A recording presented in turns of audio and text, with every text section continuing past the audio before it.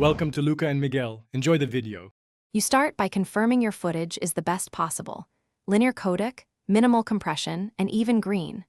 Once that's set, duplicate the layer and go straight to Effect Keying Keylight. Use the screen color eyedropper on a representative mid-tone green rather than an extreme highlight or shadow. This gives Keylight the right target. Make sure View is set to Screen Matte so you can see holes and noise. This first key determines how much cleanup you'll need downstream. Once you have a rough matte, refine it by tweaking screen gain and screen balance to tighten the silhouette. Monitor the screen matte so foreground is solid white and background is black. Next, use Clip Black and Clip White to clean noise, and add a matte choker or simple blur to smooth jagged edges. If background spill or stray gear remains, drop a garbage matte or use the rotobrush on problem areas. Then feather that mask slightly to blend.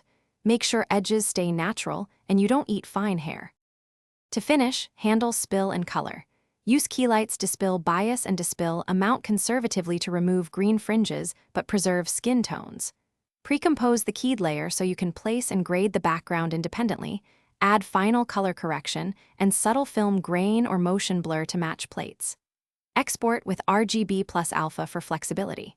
If you see halos, reduce screen gain slightly, apply a low matte choker, or hand paint a small mask. These fixes cure most edge problems. Thanks for watching and please subscribe. It's the best investment you'll ever make.